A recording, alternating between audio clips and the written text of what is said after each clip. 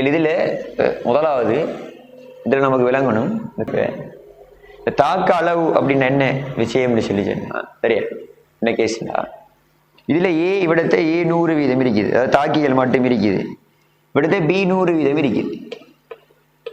இடையில உள்ள ஒரு நிலையை பார்த்தீங்கன்னு சொல்லி சொன்னா இப்ப இவிடத்தை நீங்க யோசிங்க, தாக்கியும் இருக்கும் விளைவும் இருக்கும், தாக்கியும் இருக்கும் விளைவும் இருக்கும். சரியா இதை நீங்க ரெண்டால பிரிச்சிங்கன்னு சொல்லி சொன்னா தாக்கியும் விளைவும் 50-50% இருக்கும் அப்படின்னு இடத்துல சொல்லலாம். சரி இதுல இந்த வரைஃப் இருக்குதான், இந்த வரைஃப் இந்த ஜி கிராஃப், இந்த இந்த இந்த இந்த வரைஃபோட படித்திறன் வந்து டெல்டா ஜியை தரும். சரி இந்த வரைஃபோட படித்திறன் குறித்த ஒரு கணத்துல டெல்டா ஜியை தரும். சரி அதாவது இப்ப இதுல நீங்க பாருங்களா முதல் படித்திறன் சொல்லி சொன்னா சாய்வு தானே, இந்த இதுல இந்த புள்ளி கிடை புள்ளினே, இது கிடைக்குரிய இடம், இது இந்த பக்கம் வந்து பிளஸ் ஆய்வு. சரி நல்லா பார்த்துக்கோங்க, இது பிளஸ் ஆய்வு, இது வந்து மைனஸ் ஆய்வு. இந்த இந்த இந்த வரைஃபோட படித்திறன் வந்து டெல்டா ஜியை தரும். ஸோ டெல்டா ஜி இந்த இவ்வளவு ஏரியாவிலையும் என்ன லெஸ் தென் 0, இவ்வளவு ஏரியாவிலையும் என்ன, அதாவது இதுக்கு இஞ்சால இதுக்கு இஞ்சால இந்த கிடையாவார புள்ளிக்கு அங்கால டெல்டா ஜி கிரேட்டர் தென் 0. சரியா delta G less than 0 greater than 0. அதாவது என்ன கருத்துண்டா இது தாக்க கலவையினுடைய அமைப்பை குறிக்குது. இதுல தாக்கிகள் 100% இருக்குது. சரியா இவிடத்த உள்ள ஒரு நிலையை நீங்க யோசிச்சீங்கன்னு சொல்லி சொன்னா உதாரணமா A வந்து ஒரு 80% இருக்கும். சரியா B வந்து ஒரு 20% இருக்கும். சும்மா உதாரணத்துக்கு, ஏன்னா இது ஏட பக்கம் கூடினாலவே அந்த டைம்ல நீங்க டெல்டா ஜியை பார்த்தீங்கன்னு சொல்லி சொன்னா அது மைனஸ் இருக்கும், அது மைனஸ் இருக்கும். இதுல இப்ப நமக்கு தெரியும், இன்னும் உங்களோட விளக்கத்தினால இதை கொஞ்சம் கையம் பாருங்களா, A கேஸ் B கேஸ் இதுல நமக்கு தெரியும் தாக்கம் வந்து இப்ப மீளும் தாக்கத்துக்கு டெல்டா ஜியை மூணு மெகாதப்பம்னு, ஒன்று டெல்டா ஜி லெஸ் தென் 0, இன்னொன்று வந்து டெல்டா ஜி கிரேட்டர் தென் 0, இன்னொன்று வந்து டெல்டா ஜி சமன் 0. இப்படி 3 விஷயத்தை கருப்பம் மீளும் தாக்கத்துக்கு. சரியா டெல்டா ஜி லெஸ் தென் 0 என்ன கருத்துண்டா முத்தாக்கம் விளைவுலாக நடக்குதுன்னு கருத்து. சரியா டெல்டா ஜி லெஸ் இந்த மீளும் தாக்கத்துக்கு delta G less than 0 minus முத்தாக்கம் விளைவுலாக நடக்குது. டெல்டா ஜி கிரேட்டர் தென் 0 பித்தாக்கம் விளைவுலாக நடக்குது. டெல்டா ஜி சமன் 0 தேரியத தாக்கம் ஒரு பக்கமும் நடக்கல, தாக்கம் சமன்ல அடைஞ்சிட்டு. இதான் கருத்து, இது விளங்கணும். ஒரு மீளும் தாக்கத்துக்கு டெல்டா ஜி லெஸ் தென் 0 முத்தா பிள்ளை எப்பயுமே மீளும் தாக்கத்துல முத்தாக்கமும் நடக்கும் பித்தாக்கமும் நடக்கும். டெல்டா ஜி லெஸ் தென் 0 விளைவுல முத்தாக்கம் நடக்குது. நல்லா விளங்குங்க. டெல்டா ஜி கிரேட்டர் தென் 0 விளைவுல பித்தாக்கம் நடக்குது.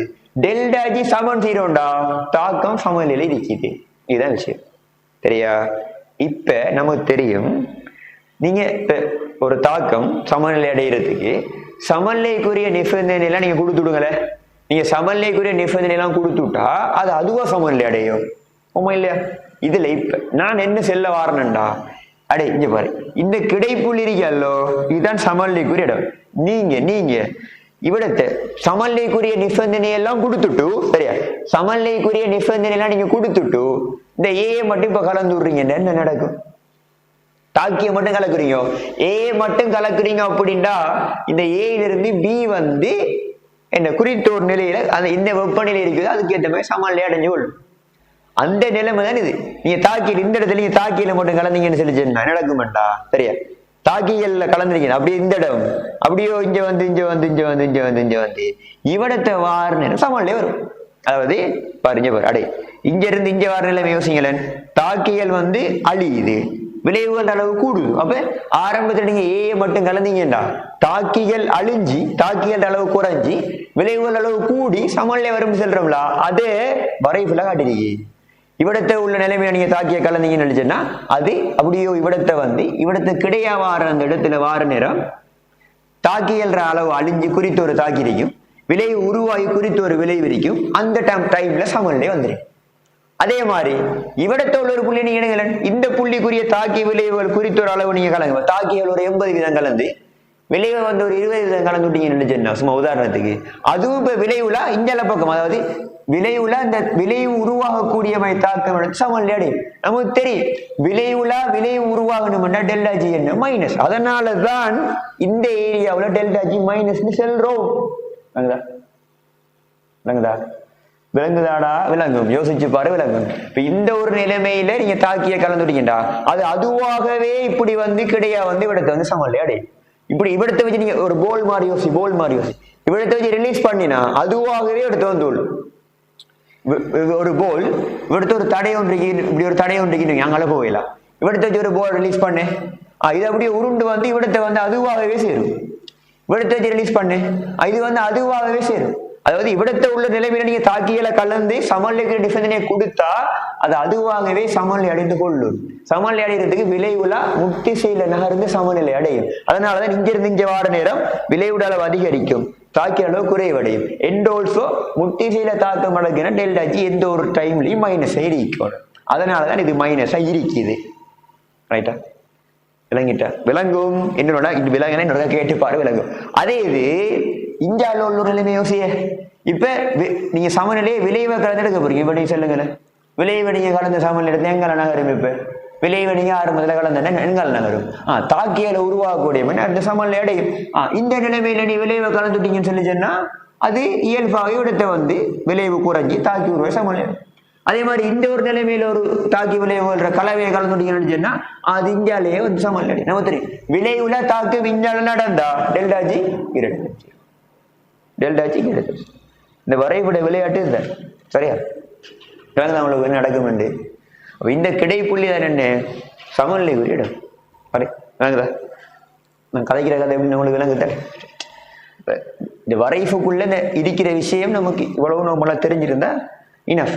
அதே நேரம் நான் இதுக்குள்ள இன்னொரு ஆளையும் கொண்டு வரலாம், QCKC நான் கொண்டு வரலாம். பாருங்களா இதுல சரி. அப்ப நான் இதுக்குள்ள இன்னொரு விஷயம் சரி, அதை மட்டும் என்னன்னா இது ஓகே சரி. நான் இதுக்குள்ள QC கொஞ்சம் கொஞ்சம் கொண்டு வரேன் சரி. இப்ப நமக்கு தெரியும், இப்ப சமநிலை அடையக்கூடிய தாக்கத்துக்கு வந்து நம்ம KC கதை தாக்கம் சமநிலை அடைஞ்சா KC எழுதுவோம், சமநிலை அடைய முதல் வந்து QC எழுதுவோம். இப்ப நமக்கு தெரியும் குறித்த ஒரு கணத்துல வந்து QC லெஸ் தென் KC சொல்லிச்சுன்னா இப்ப விளைவுல எங்களை பக்கம் தாக்கம் நடக்கணும்டா QC பெருசாவி KCக்கு சமனா வரையும் விளைவு தாக்கம் நடக்கும்.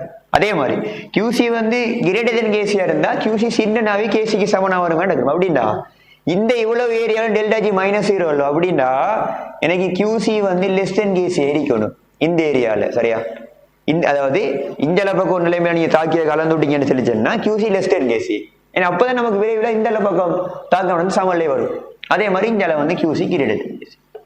அப்ப அதனால இதுக்குள்ள கனெக்ட் பண்ணிட்டேன்டா டெல்டா ஜி லெஸ் தென் 0ண்டா QC லெஸ் தென் KC சரியா. அதே மாதிரி டெல்டா ஜி கிரேட்டர் தென் 0ண்டா QC greater than KC. Delta G சமன் 0ண்டா சமநிலை ஓடி வந்துட்டு அப்ப QC சமன் KC. ஸோ இந்த கிடைப்புள்ளி நமக்கு சமநிலைக்குரிய இடம் தானே. ஸோ நீங்க டைரக்டா QC சமன் KCன்னு எழுதலாம். இவ்வளவுதான் இந்த வரைஃபை நமக்கு தெரிய வேண்டிய விஷயம். நிறைய இப்ப நான் அப்படியே கேள்விக்குள்ள வந்தேன்டா பாருங்க.